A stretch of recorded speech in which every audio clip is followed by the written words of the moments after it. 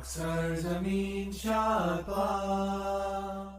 alaikum, I'm Manar from Morocco and you're watching Rakistani Reactions. In today's video, reactive vlog by Ava Beck. Pakistan's real culture capital is a surprise. This place in Pakistan has the world's oldest culture.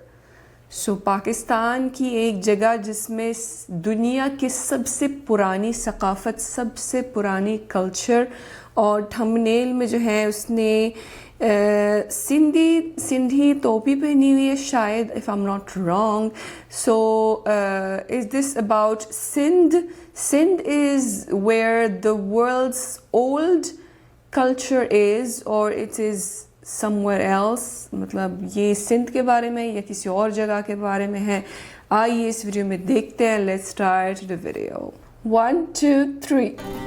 Hey guys, it may look like I'm just mucking about in the mud, but really, I bring you a vlog that's the first of its kind. The vlog where I explore everything that makes Pakistanis proud, their traditions, their heritage, and their arts, right here in the heart of Sindh. Sindh.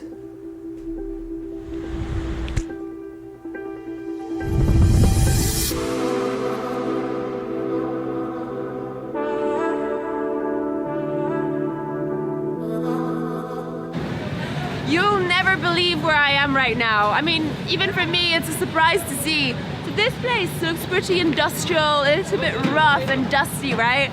But this is actually the very spot where many of Pakistan's favorite and loveliest accessories are made. Yep, I am at a glass bangle factory here in Hyderabad. And I'm gonna show you guys how glass bangles are made from start to finish. Shall we go and check it out? Interesting. Chalo. It all starts with this, heaps of discarded glass, which are recycled in this very facility, and nothing is left. Not a single shard is left. All that glass is thrown into giant ovens and melted, piece by piece, until it becomes this stream of molten lava and glass, fiery red and looking pretty dangerous. All of this is then shaped into circles. These are the freshly baked bangles. Literally, they are straight out of the oven. You know, they may not be painted or colorful just yet, but this is the original thing. This is how it all begins. These baby bangles are then shaped properly and separated.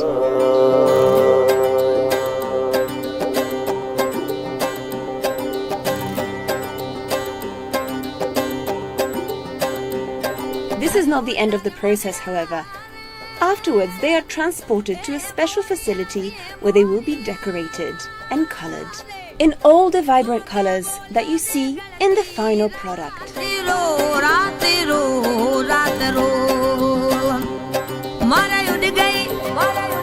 We finally got here. We finally got to the place where these bangles are all put together and colored and then distributed to shops, not just here in Hyderabad, but pretty much all over the country. And this is what you find here. Wait, this is so heavy. What if I put them all on?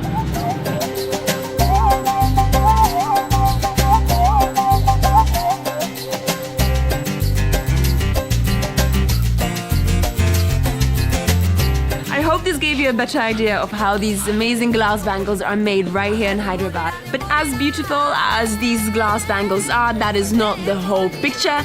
And right now I'm gonna take you on a slightly different kind of arts trip. We're gonna check out the Ajrak.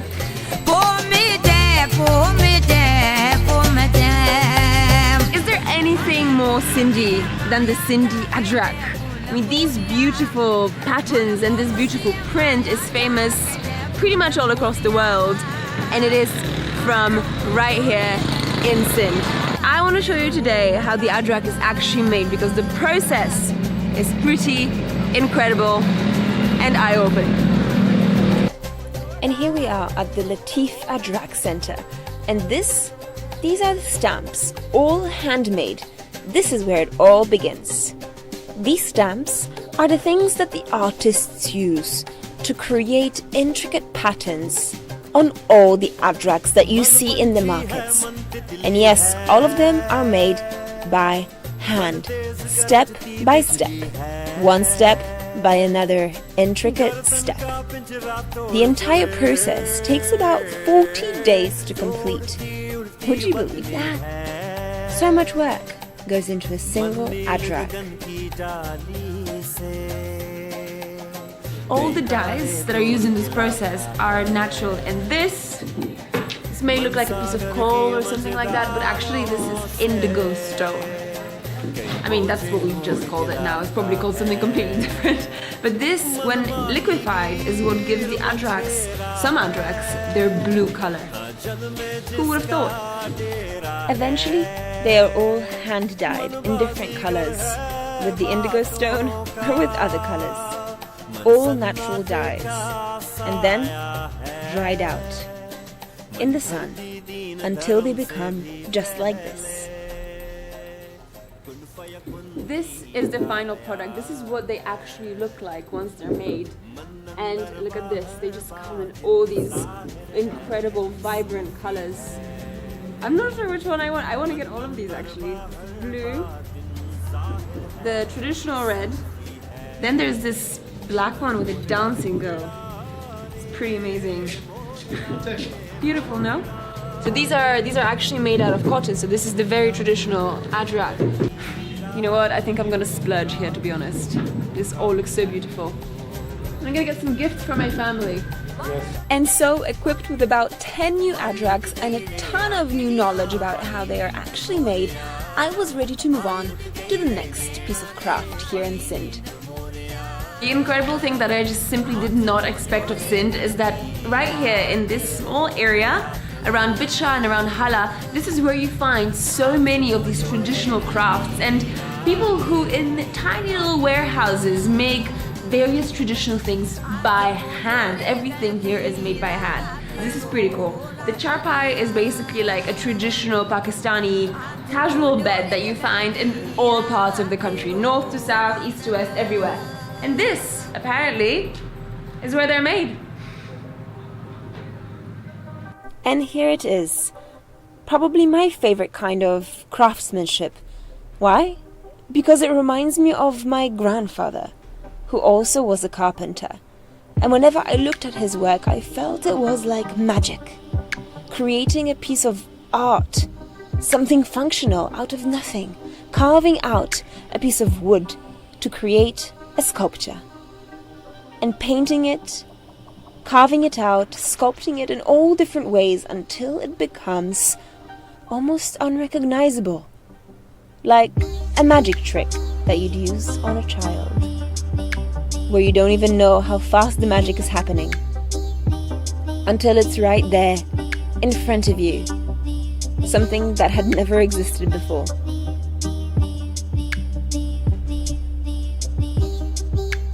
This is the final product. This is what actually comes out as if a piece of magic peeled out of nowhere. I'm not really sure how this uncle made it happen, but he did. And look, we're getting some pictures. Wow. You made this? He made this. Look at this. That's amazing. Zabardast. Wow, look, and this is uncle sitting on this beautiful swing that he made himself. Khubsurat. बहुत खूबसूरत. I want one of these. Can I get one of these? I would like one of these as well. खूबसूरत. It's the only word I have for it. I had so much respect for these artists and these craftsmen right here in Sindh, and I was still only halfway through my journey. Well, needless to say, they inspired me to create some of my own craft, right there with a cup of chai and enabled by Jazz Super 4G.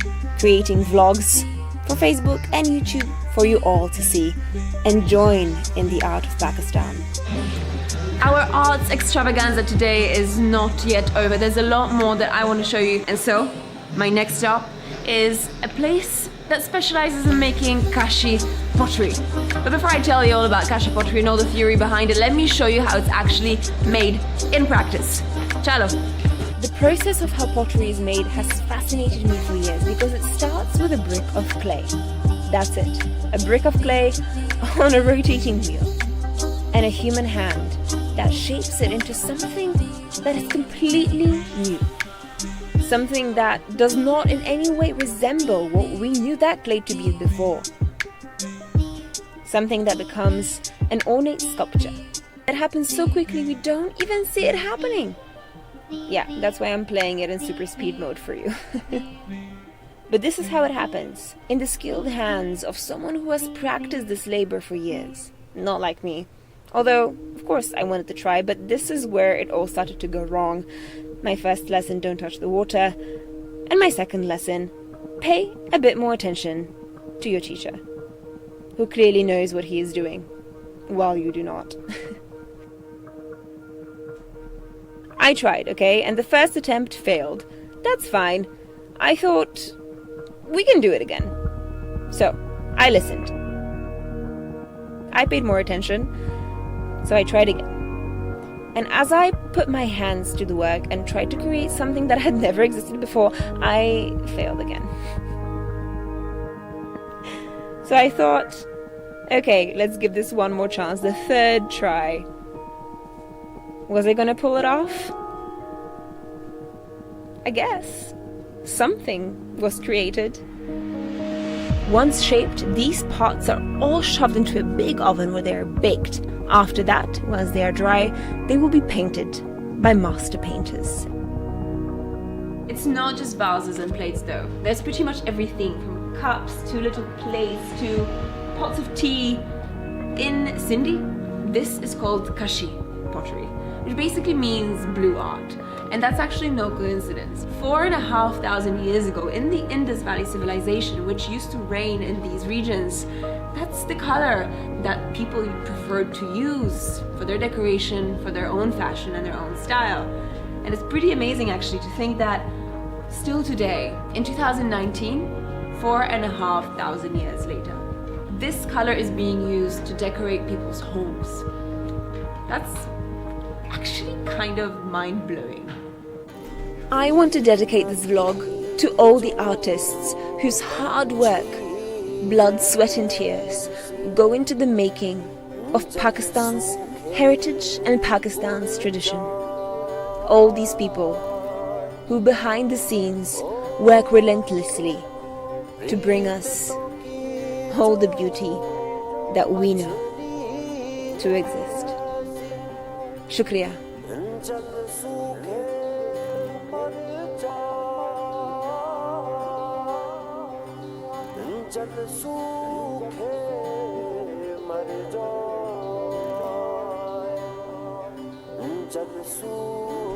Thank you, Ava, for making such a fabulous vlog.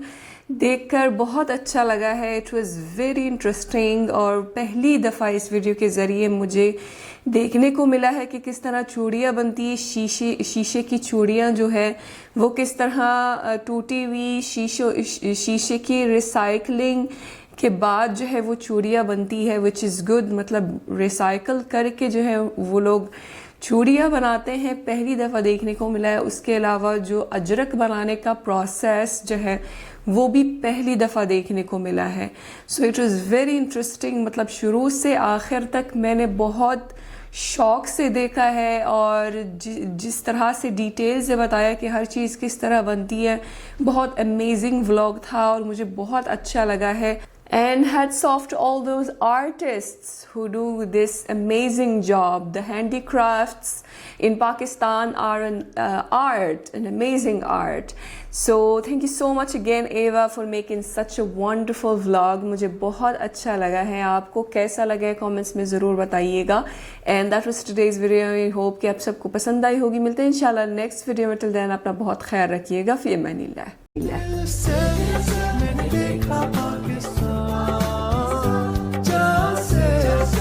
धरती